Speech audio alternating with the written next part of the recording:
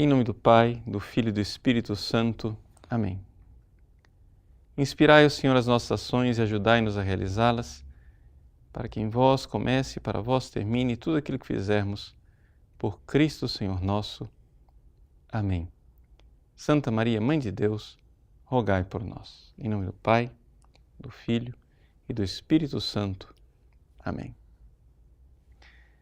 Muito bem. Estamos no nosso curso de direção espiritual em que nós tratamos os temas que vão aparecendo como necessidade, né, das pessoas. Nosso curso ele não tem muito uma estrutura lógica, são temas que vão aparecendo. E um tema recorrente que as pessoas pedem muito, né, é que eu ensine as pessoas como é que se faz para rezar. É um pouco a necessidade básica de todo mundo na vida espiritual. Os discípulos chegaram para Jesus e disseram: Senhor, ensina-nos a rezar. Bom, todo padre deveria ser um mestre da oração, mas eu, de minha parte, devo dizer que, infelizmente, eu não sou um grande orante. Porque para ser um grande orante eu precisaria já estar na via mística. Infelizmente já vou patinando há alguns anos nessa via purgativa, tentando me purificar, tentando ser uma pessoa um pouco melhor. Mas crescer na vida de oração é crescer no amor. Essa é a primeira palavra que eu gostaria de dizer aqui no início dessa pequena direção espiritual. O que é que nós queremos obter? Nós queremos crescer no amor. Porque se a gente perde isso de foco, a gente termina achando que a oração é, sei lá, que tipo de elucubrações mentais, de meditações, de coisas um pouco intelectualoides, mas que não nos levam realmente ao crescimento espiritual. Santa Teresa d'Ávila diz no seu livro das moradas, castelo interior, nas quartas moradas, ela diz que o que nos faz crescer para as moradas superiores é o amor. Não é pensar muito, é amar muito. Então, como é que a gente faz este amor? Bom, o que eu vou ensinar aqui é uma técnica básica, muito resumida, muito simplificada, né, daquilo que é a oração silenciosa, chamada por alguns autores de oração mental, por outros autores chamada de meditação. Né? Mas que, digamos, é o básico da oração. Se você for ver o conceito de oração, o que é o conceito de oração? Bom, o conceito de oração é a elevação da alma a Deus. O que é elevar a alma a Deus? É isso que eu gostaria de responder, não é, nessa pequena troca de ideias que a gente tem aqui a respeito de direção espiritual. Bom, para você elevar a alma a Deus, a primeira coisa que você tem que lembrar é que você tem um corpo. Então, existe uma preparação. Como é que você vai se preparar?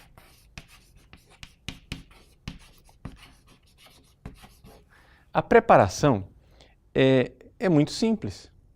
Você primeiro precisa lembrar que a oração é um encontro. Tá? Se a oração é um encontro, existem duas pessoas que precisam se encontrar. A primeira é você. A segunda é Deus.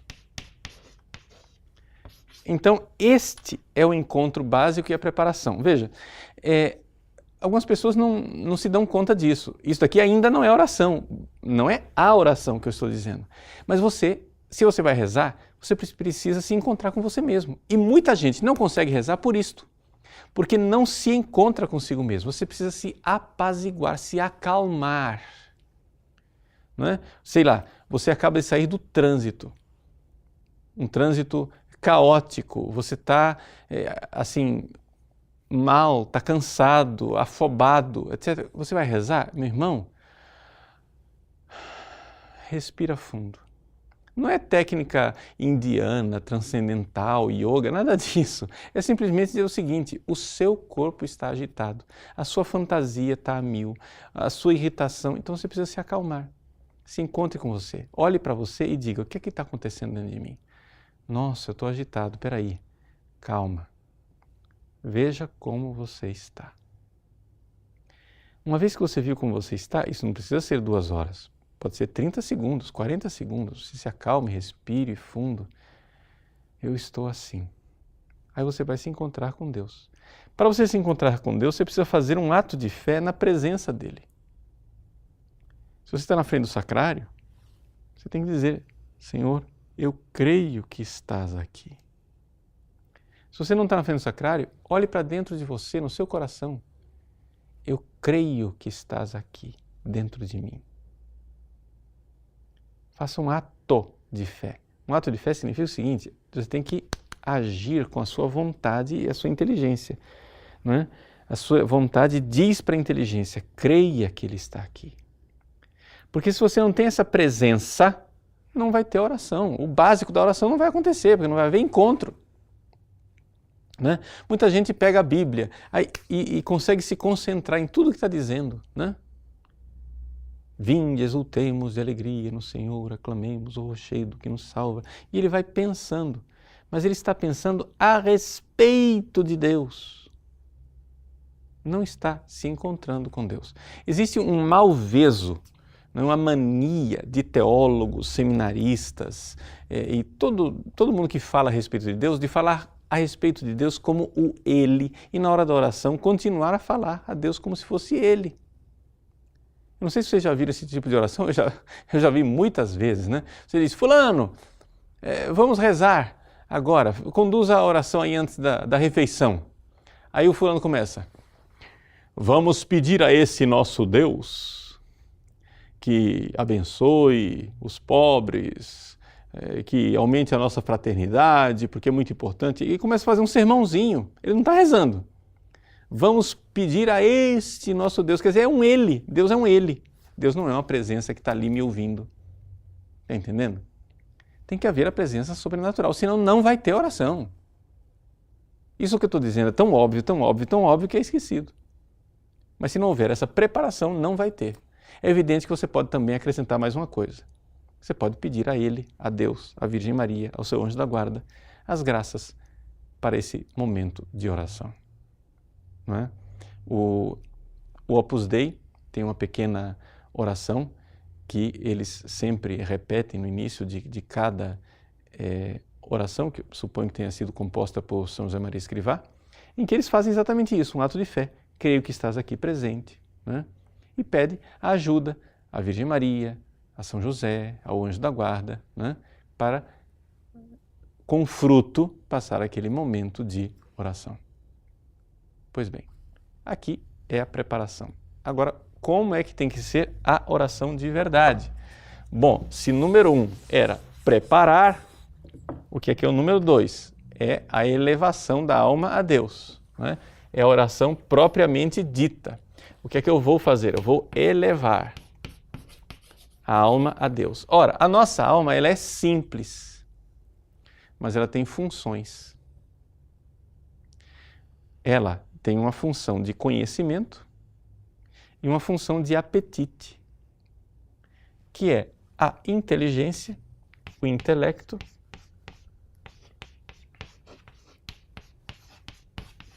e a vontade.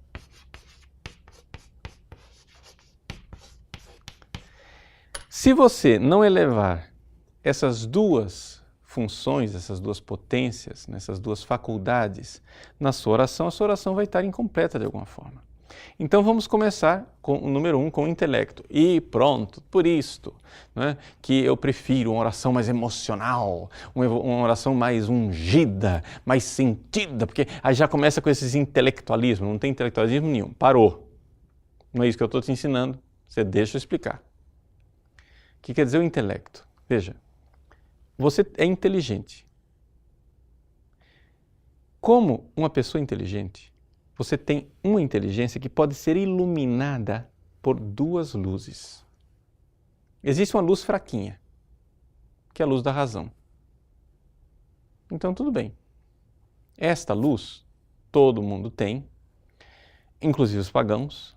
Eles enxergam as coisas, mas não enxergam muito. Ou seja, é como se você olhasse para uma cidade de noite. Você está vendo a cidade? Está vendo. Tem as luzes lá, né? Tem um lusco-fusco, etc. Mas você não vê claramente. Quando de repente vem o sol e raia o dia maravilhoso, então você pode dizer, puxa vida, que maravilha, agora eu estou enxergando. Olha, ontem eu via essas árvores aqui, eram todas pardas. Agora com o sol, que beleza, esse verde. Que lindo.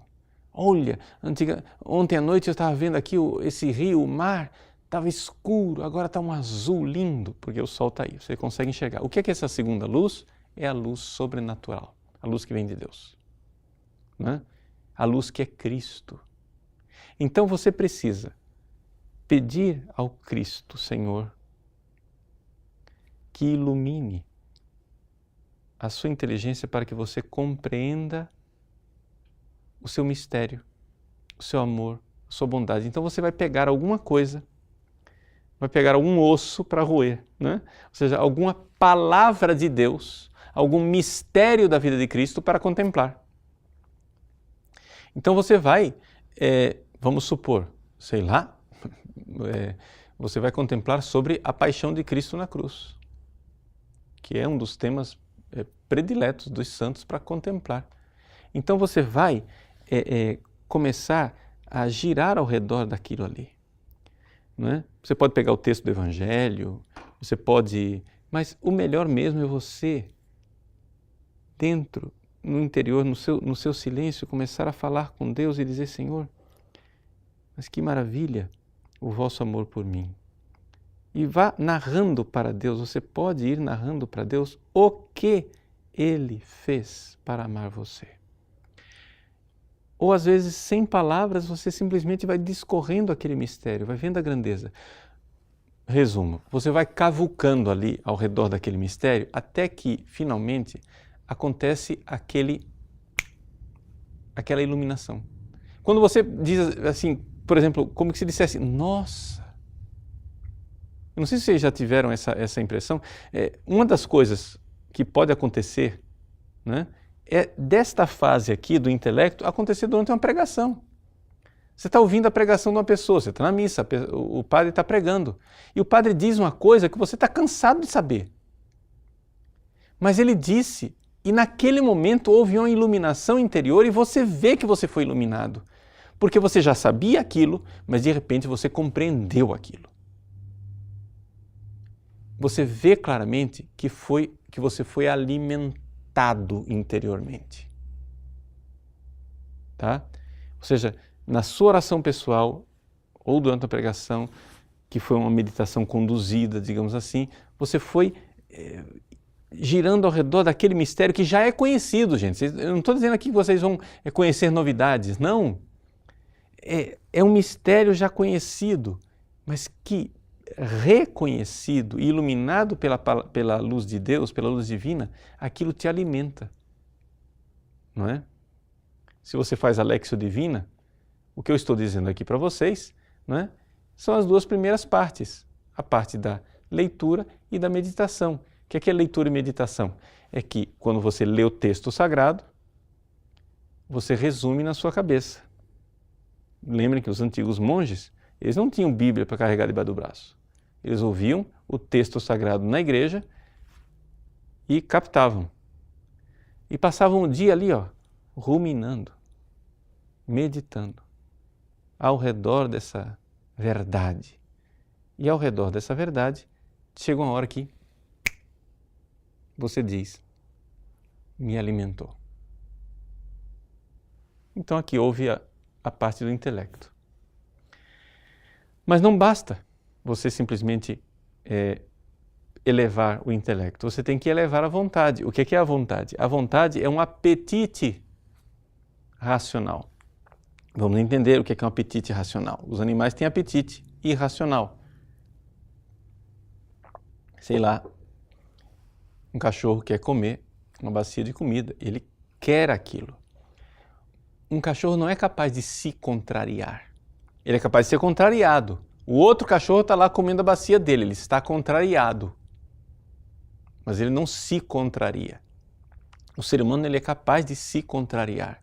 Ele é capaz de inclinar o seu mundo interior numa direção que ele instintivamente não estaria inclinado.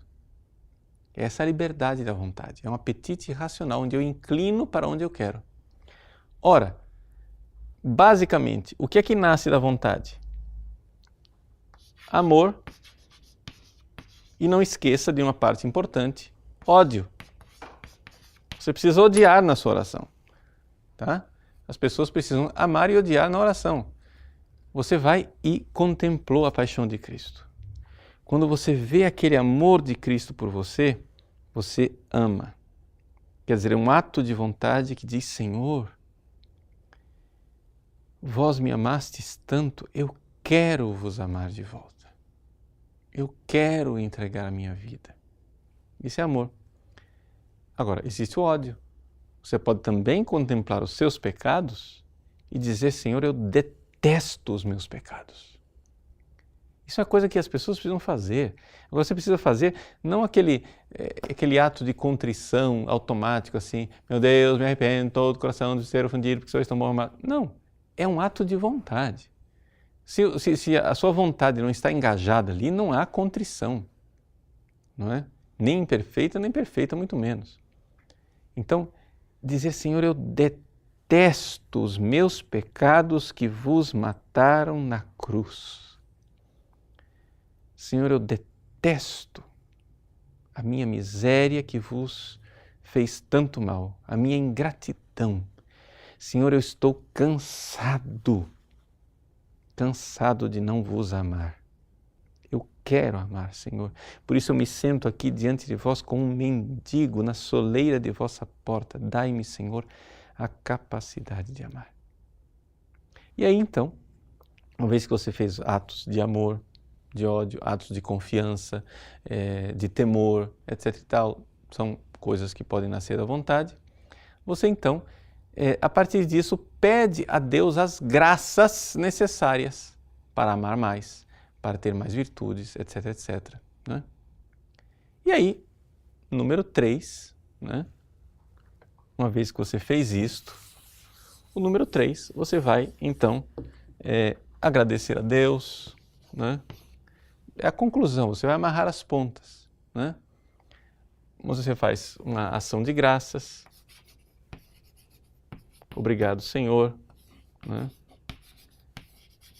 Por aquilo que eu recebi durante esse tempo de oração. É importante também, às vezes, você terminar a oração, fazer propósitos.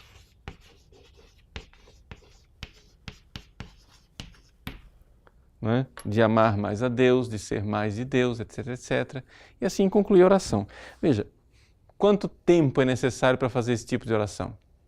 O tempo que você dispuser. Você pode fazer uma oração de 10 minutos, pode fazer uma oração de 15 minutos, pode fazer uma oração de meia hora. Não é? Os santos nos dizem, nos aconselham. Santo Afonso Maria de Ligório, não é? Muito bondoso, diz que para os iniciantes é bom não passar de meia hora. Então você fica ali meia hora, etc. Fazendo a sua oração. É claro que pode sempre aumentar. E o melhor momento para você fazer esta oração, que eu aconselho, é depois de ter comungado. Né? Por quê? Porque na comunhão você tem ali realmente a presença do Cristo, na sua humanidade gloriosa que você acaba de receber na comunhão. Isso é muito importante. Então, são dicas básicas para você fazer a sua oração pessoal. Não é? O resumo disso que eu estou dizendo, não é simplesmente isso, é levar a alma a Deus. E levar a alma a Deus é inteligência e vontade precisam ser elevadas. Se isso não é feito, não acontece. Aí vem a pergunta: padre, e os sentimentos? Bom, os sentimentos, eles são consequência disso tudo. Pode acontecer que quando você medita uma coisa, você tenha sentimentos. Já aconteceu que você, sei lá, o padre está lá pregando ou o pregador está lá pregando e você começa a chorar? E você se sente consolado? Você se sente movido pelo amor de Deus? Pode acontecer. Às vezes acontece, às vezes não acontece. Pode acontecer de você no ato de vontade, quando você está lá fazendo, Senhor, eu vos amo, eu quero me entregar, você sentir mesmo essa entrega. Às vezes você não sente nada. O que é o sentimento na oração? É simplesmente aquilo que a sua alma está fazendo, está reverberando no seu corpo. Não é? Isto é bom, mas não é a essência. Isso é bom, mas não é o centro. Não é? Porque se vocês virem isto que eu acabo de descrever aqui, não é? Se bem compreendido, está em profunda sintonia, por exemplo, com uma oração vivida num grupo de oração carismático. Não é? Se você vai num grupo de oração carismático e fizerem a oração direito, o que vai ser? Bom, eles têm um momento de pregação, que é um momento de meditação de uma verdade de Deus, se aquela pregação for feita realmente como deveria ser feita, e depois vem um momento de resposta disso na oração, em que você realmente dá a sua resposta para Deus. E pode acontecer, depois que uma vez que você elevou a sua vontade e disse o seu sim para Deus, o seu amor, pode acontecer então que se manifestem ali graças, as graças pedidas, os dons carismáticos podem acontecer nesse momento, não está excluído. O problema é quando as pessoas começam a fazer uma forçação de barra para dizer que os sentimentos têm que acontecer, porque se não acontecer o sentimento, não teve oração, então não foi ungida. E uma forçação de barra para dizer que os carismas têm que acontecer. Gente, os carismas são graças, gratis date. São dadas de graça. Vem quando Deus quer, não é? Não adianta ficar marcando na agenda, né? Que Deus vai operar milagres tal hora. Não dá para a gente fazer isso. Você não controla Deus. Então, aqui é importante a gente entender o seguinte, que dentro da tradição católica, né, a oração como ela é feita na renovação carismática, ela recebe uma luz que a torna bastante bonita e equilibrada. Mas isso que eu estou dizendo aqui não é só para a renovação. Isso é para todas as pessoas, todas as espiritualidades, todos os movimentos.